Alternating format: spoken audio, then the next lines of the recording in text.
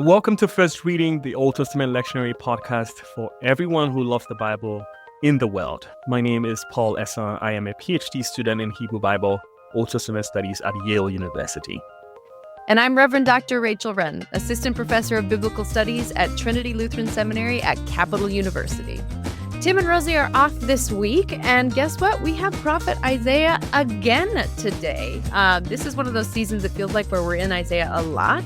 It's Isaiah's call narrative in Isaiah 6, 1 through 8, with the option to include verses 9 through 13. So, Paul, where is your heart at today? I'm not a big liturgy person, but I kept thinking about how this passage, with all of its otherworldly imagery, especially like thrones and voices and angelic figures and stuff like that, how they all fit very well into some of the liturgical moment here. And I'm thinking here specifically Epiphany, which we just got out of, and then Transfiguration, which I think we just entered or about to enter. But before I get ahead of myself, let's do some brief context, because Isaiah is like dense, So as we have said many times on this podcast already, Isaiah is traditionally divided into three major sections. First Isaiah is chapters 1 through 39. Second Isaiah is chapters 40 through 55. And third Isaiah is 56 through 66. Here we are in First Isaiah, right? So First Isaiah is often associated with the historical prophet Isaiah of Jerusalem, which dates somewhere around the 8th century, same time period as Micah or Hosea or Amos, any of those. It is a period of political upheaval with the rise of Assyrian powers and threats to Judah's sovereignty. And the entire troop shifts between judgment and hope, addressing issues such as social justice or social injustice, idolatry, in apostasy or trusting in foreign alliances and things like that. And I think this is usually where some of my friends would ask me, like, what's going on with all these changes in language? Because at some point you hear a lot of judgment, and at some point you hear a lot of hope. And I think it reflects some of the the cultural nuance as well. Isaiah 6 specifically, which we have here, is set in the year that King Uzziah died, right? And that's somewhere around 742 BCE. That's my estimate. And this was also a transitional moment for Judah because Uzziah's reign had been very long and relatively stable. And, as Assyria's threat during this moment likely heightened that anxiety about Judah's future.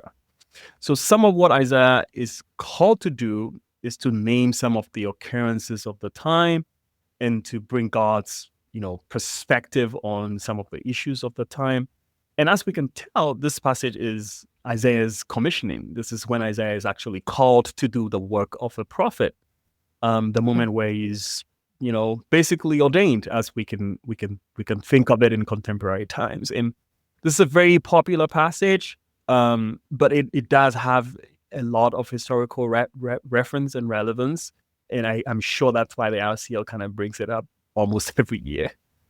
Yeah. No, I think that's really helpful context. Like, even if I feel like you can't say often enough the fact that there's three Isaiahs and the different historical contexts that they come from, because it's just so easy to get those mixed up or lost.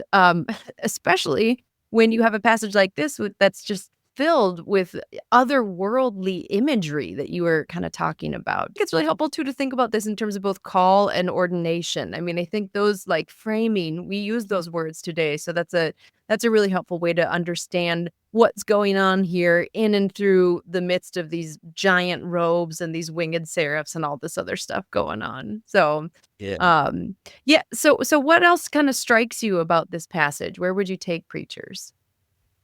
Yeah, verses 5 and 6, Isaiah's response to the call.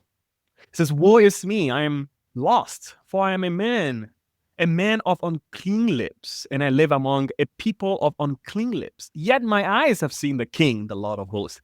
That's really striking. Like the language of unclean lips. It's like the sudden self-awareness and realization of both his whole awesomeness that he has experienced, but also that in comparison to himself and his own limitations and flaws, his abilities, inabilities, and worthiness and unworthiness, all of that at the same time. And I think that it is relatively common for people to experience a divine presence or an otherworldly experience or a holy moment, and then immediately think of themselves. We can think of No. Exodus 19, the Sinai Horeb theophany, when the people had just come out of Egypt, and God said, "I'm going to talk to these people today." And then God came out down the mountain and revealed himself, and the people were like, "Dude, we're not going to do this anymore. Next time, please go talk to God yourself and come report to us. This one-on-one thing doesn't work. It's too scary." That's amazing. Dude. And Moses too, like when he's called, is called by God in Egypt, his first response is, "I cannot speak. I don't have a mouth to speak." Right? Jeremiah also does the same things. Like, "God, where's my mouth to speak?" Again, my point is, it is not uncommon for one to reflect on their own disqualification in the presence of such glory, right? And some have commented on Isaiah's response as humility, and that his declaration of "woe is me" is like humility or some kind of a humble sin confession moment. But I don't really think I agree. I see God's presence magnifying his life, and in that relationship, he's definitely awestruck. And I think his expression of woe is part of that feeling of reverence and awe. I'm not necessarily reading that as part of like a sin confession or a humility or whatever moment. I think so too. And I think your use of Exodus 19 as an analogy for this is just perfect, because I think when it's an individual saying woe is me, we go straight to like individual sin, especially in the United States because we are so individualistic. But obviously in Yeah. Exodus 19, they're just like scared out of their minds. They're just terrified, like you said so beautifully, in the presence of such glory. So I think that's definitely a great way to go with it. I suppose like the unclean lips part does seem to lend itself to an idea Yeah. of sin. So what do you do with the unclean lips? Yeah, I kept thinking about that, and I think that is definitely illuminated by what he's called to do, right? So in verse 9, he's called to go and say, right? It's a ministry involving the mouth. It's a ministry involving words. And in the moment, he's realizing that his speech is limited, and his voice reaches only that far. His ability to carry out this mission is sort of marred, and that's the language of uncleanness, at least in my reading, right? The other one is the live coal on tongues moment in verse 6. So remember in verse 6, there's this live coal that this angelic figure picks up with the tongue and then, places on Isaiah's mouth, and then Isaiah's, mouth is purified, right? Cleaned. And I don't have much to say about that except to say that the live coal heals him from his speech limitation that I am alluding to here. And note though that all of this is happening in some kind of an alternative space, otherworldly space. So it isn't literal fire burning Isaiah's mouth. And I would also say too that although Isaiah utilizes the language of unworthiness, he doesn't stay there too long. He moves on from "my lips are unclean" in verse 5 to "here I am, send me" in verse 8, which I think is a bold act of surrender and readiness. So I essentially just read all of that as part of this like grand awestruck moment, recognition of my own limitation. I need to be readied. And then that is also highlighted in verse 8 where like, "I am ready, I'm going to do this. I'm ready, God. Let's do this now." This is kind of Isaiah's "let's go" moment, if you the phrase of today.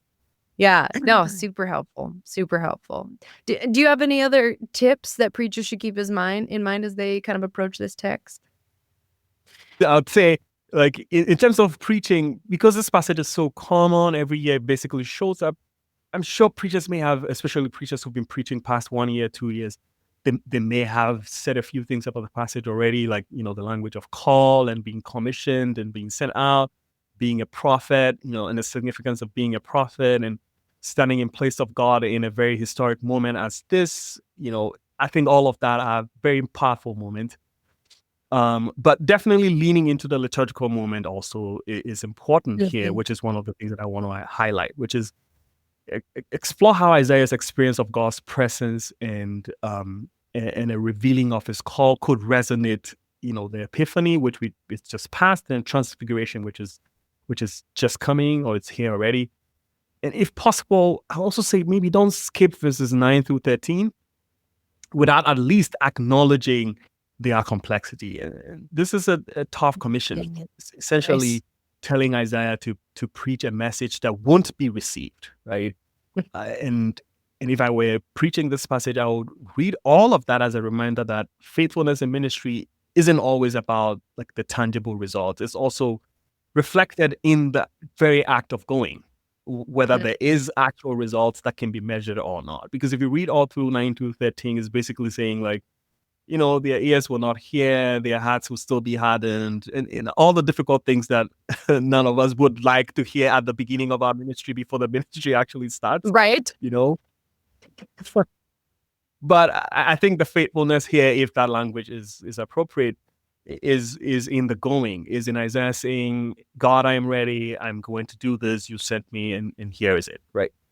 I would also add one pitfall, which is in context where there's belief in like physical enemies or spiritual enemies or enemies of progress, where people hold on to the ideas that like their progress or their life's progress, the individual life's progress, are hindered by living or spiritual enemies. They read verse 1, the year that King Uzziah died, I saw the Lord as like Uzziah's death allowed Isaiah to see and experience this glory moment, right? Which without Uzziah dying, Isaiah would not have seen that. And I've had such reading like too many times, both growing up and then also now as an adult, that I feel like we need to put a pause on that, right? The Uzziah was not Isaiah's enemy of progress, nor is verse 1 talking about any kind of enemy of progress. It's just, circumstantial information, contextual information, basically telling us that everything else we are about to read happened during the year that King Uzziah died. Nothing else. So just a pitfall for Bible study leaders and preachers out there who may be reading this otherwise. I think that's brilliant. Instead of saying in 2010, they had to use some sort of big moment to let people know when it happened. And so that was just the circumstantial moment that was most easily referenced about when this thing happened. That's a great point. That's right. Yeah. Oh, Paul, this has just been a really rich conversation. Thanks for your great work on this call story and on how it might operate kind of in our lives and in our churches today. Thank you. My pleasure. Well, friends, we hope that you've found something here to inspire your preaching and teaching this week. If you did, we would love it if you shared about this resource to friends and colleagues that you know.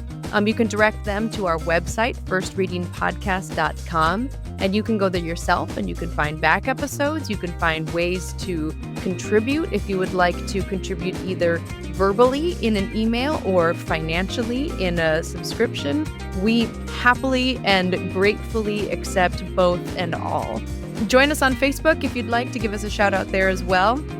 And until next time, I'm Rachel Wren. And I'm Paul Essa.